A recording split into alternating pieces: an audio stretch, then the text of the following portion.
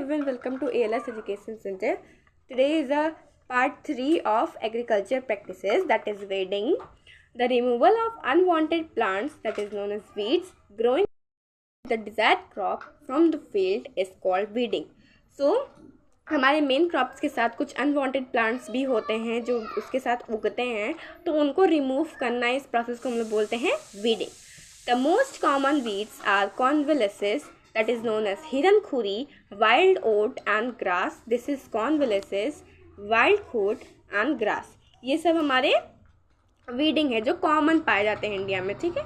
Weeds are required to be removed because they compete with the crop plants and for their basic needs like water, sunlight, nutrients and space, therefore reduce crop yielding.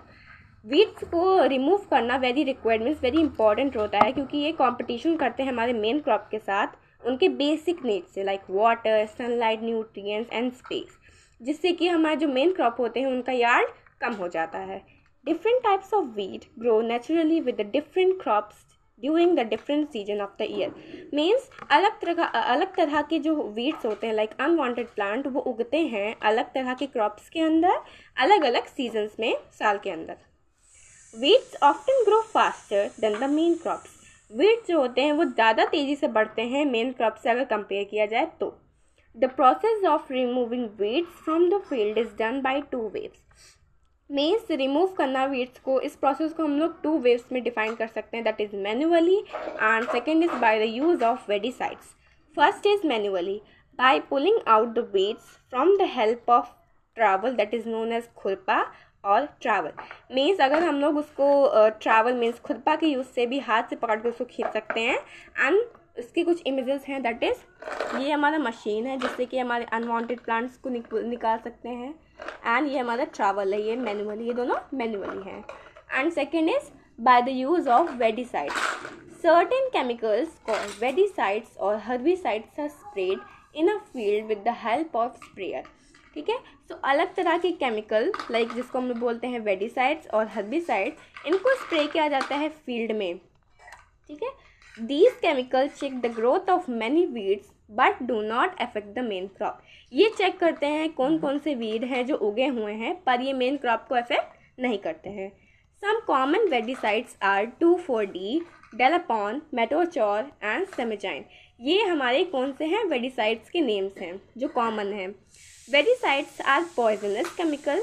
वेडिसाइड्स जो होते हैं वो बहुत poisonous होते हैं. Therefore the grain as well as other crop product must be wash through before use. Means ये हमारे poisonous chemical होते हैं, इसलिए इनको यूज़ करने से पहले हमें जो ग्रेन मिला है या फिर जो क्रॉप मिला है उनको वॉश कर देना चाहिए. Spraying of all these chemical the farmer should cover their mouth and nose. ये केमिकल स्प्रे करते समय जो फार्मर्स होते हैं उनको अपना माउथ और नोज़ कोई भी क्लॉथ से या फिर अपने हैंड से कवर कर लेना चाहिए. Next topic is protection of crops from pest and diseases. Pests are those organism which damage crops and make them unfit for human consumption. So जो पेट्स होते हैं वो ऑर्गेनिज्म होते हैं जो क्रॉप्स को डैमेज करते हैं और वो ह्यूमन कंज्यूम करने के लिए वो अनफिट बनाते हैं उसको. The most common pets are insects, rat, rabbit and bird. कुछ common pests जो होते हैं वो हैं rat, rabbit, birds, etc. Microbes like bacteria, fungi and virus also causes diseases to the crop plant. Microorganism like ये भी हमारे main crops को डिजीज कॉज करते हैं. ठीक है. Some chemicals called pesticides are sprayed on crops to destroy pests. सो कुछ chemical like जिसको हम लोग बोलते हैं पेस्टिसाइड, वो स्प्रे किया जाता है हमारे मेन क्रॉप से ताकि हम पेस्ट को जो है हमारे जो पेस्ट है लाइक रैट, रैबिट, उनको हम लोग भगा सकें, डैमेज कर सकें, destroy. Pesticides include insecticide as well as rodenticides. Insecticide are use to kill insect. So ये जो होते हैं कंटेन करते हैं किसको, इंसेक्टिसाइड्स को एंड रोटेंसाइड. इंसेक्टिसाइड्स में हम लोग जो भी इंसेक्ट्स होते हैं इसको ये किल करता है. तो इसके कुछ एग्जाम्पल हैं BHC, DDT and etcetera. Where rodenticides are use to kill rodent. Rodenticides जो होते हैं वो यूज़ होते हैं रोडेंट्स को किल करने के लिए. एग्जाम्पल हो गया warfarin, zinc, potassium etcetera. Beside this, fungicides are also there who kill fungi, जो भी फंगीज हमारे क्रॉप्स में पैदा होते हैं, ये अगर इसको हम स्प्रे करेंगे तो ये फंगी जो हो जाएंगे वो किल हो जाएंगे. Birds can be scatter away from the field by installing scarecrow. तो हमारे जो बर्ड्स हैं वो भी भाग जाएंगे अगर हम लोग फील्ड्स के अंदर पुतले को बना के रखें. ठीक है, स्कैरको मतलब पुतले. Only recommended doses of pesticide should be use. Means जितना डोज बताया गया है हमें बस उतना ही डोज उसको यूज़ करना चाहिए. ओवर डोज हमारे प्लांट और इन्वायरमेंट को अफेक्ट कर सकता है.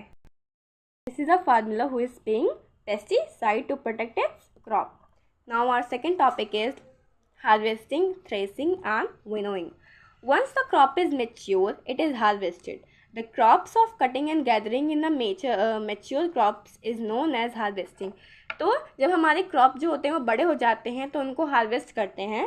तो प्लांट को काटना और उसको इकट्ठा करना, जो बड़े प्लांट्स हैं उनको काट कर और इकट्ठा करना, उस प्रोसेस को हम लोग बोलते हैं harvesting. It is done either manually by the means of sicles और some other mechanism means such as harvester. So ये मैनुअली भी हो सकता है by the help of sickles, और ये mechanism means कुछ मशीन से भी हो सकता है as a harvester. So this is wheat cutting. गेहूँ को काटते हैं हम लोग सिकल से. This is a sickle. Pongal, Baisakhi, Holi, Diwali, निबाना are the special festival occurs with the harvesting and are celebrated with the great joy in a different state of India. So these are the special festival who are occurred by the harvesting. मतलब ये सब हमारे जो हैं वो associated हैं किससे? Harvesting से, जिनको हम लोग बहुत ही खुशी से बनाते हैं इंडिया में. Okay. Grains need to be separated from the harvested crop. तो जो हमारे ग्रेन्स हैं उनको हार्वेस्टेड क्रॉप से उनको सेपरेट करना चाहिए. ठीक है. तो the separation of crops from the harvested crop is known as threshing. Means जब ग्रेन्स को हम लोग क्रॉप से सेपरेट करते हैं उस प्रोसेस को हम लोग बोलते हैं threshing. Threshing can be done manually by beating the crop stalk against the hard wood floor और by using the machine call thresher. तो ये हमारा मैनुअली भी होता है एंड मशीन के साथ भी होता है. पहला हमारा उसको अगर हम लोग हार्ड फ्लोर पे उसको अगर हम लोग पीटेंगे जो भी हमारा प्लांट है तो उससे भी हमारा थ्रेसिंग होगा. एंड सेकंड ये machine called thresher. This is a thresher. इसके यूज़ से भी हमारा जो प्रोसेस होता है थ्रेसिंग डन होता है. अ machine called combine is used both harvesting and threshing simultaneously. Means एक मशीन है दैट इज़ कंबाइन, वो हार्वेस्टिंग एंड थ्रेसिंग दोनों ही करता है. ठीक है, साथ में. The process of separation of grains from the cloth with the help of wind is called winnowing. means main crop को जो है उससे हमारे ग्रेन्स निकालना with the help of wind, उस प्रोसेस को बोलते हैं हम लोग winnowing. Here it is doing ना कि हवा आ रही है इधर से इधर उसको गिरा रहे हैं. मीन्स हमारा मेन क्रॉप जो नीचे गिर रहा है, जो भी हमारा अनवांटेड पार्ट है वो उड़ के कहीं और चला जा रहा है. Okay. The stem of crop is cut into small pieces stored as hay or hay stalk and fed to the cattle as a food. Hay which is given to the cattle is called fodder. तो जो भी हमारे stem बचे हुए होते हैं crops के उनको स्मॉल पीसेस में हम लोग कट करके उसको स्टोर करते हैं एज अ है, या फिर उसको है स्टाक बोलते हैं. और उनको कैटल या फिर कैटल को खिला देते हैं एज अ फूड. मीन्स उनको खाना खिला देते हैं कैटल को. इस प्रोसेस को हम लोग बोलते हैं fodder. Okay. Now storage. Grains obtained by threshing are dried in the open to prevent the growth of microorganism on them. So grains जो होते हैं हमारे जो थ्रेसिंग से हमारे मिलते हैं उनको सुखाया जाता है. ठीक है, ताकि उनमें जो भी माइक्रो ऑर्गेनिज्म है उसको प्रिवेंट रहे. The dried organisms are stored in a suitable containers called bins or in a jute bag. जो भी सूखे हुए ग्रेन्स होते हैं उनको सुटेबल कंटेनर में हम लोग उसको स्टोर करते हैं that are known as bins और अ जूट बैग, जिसको बोलते हैं हम लोग बोरा. The storage of grains on a large scale is done in granaries और सालोस. मतलब बहुत ज़्यादा अगर ग्रेन्स हैं तो उनको हम लोग लार्ज स्केल पे स्टोर करते हैं कंटेनर्स में that are known as granaries और सिलोइस. ये हमारा इमेज है किसका? सिलाइसिस का. The storage is necessary to protect the grains from the pest, insects and rat. तो ग्रेन्स को स्टोर करना ये बहुत नेसेसरी मीन्स इम्पॉर्टेंट है ताकि हम लोग ग्रेन्स को बचा सकें पेस्टिस से called insect and rats. It is important to store grains dry. ये इम्पॉर्टेंट है कि ग्रेन्स जो हमारे हैं वो सूखे हुए ही हों। If the soil is moist fungi और माउथ्स कैन ग्रो। अगर सॉइल जो है वो बहुत नरम है तो उसमें फंगी और माउथ्स जम सकते हैं और फिर आ सकते हैं। The topic is finished about the agriculture practices fully. So if you like my videos, please like and subscribe. Thank you.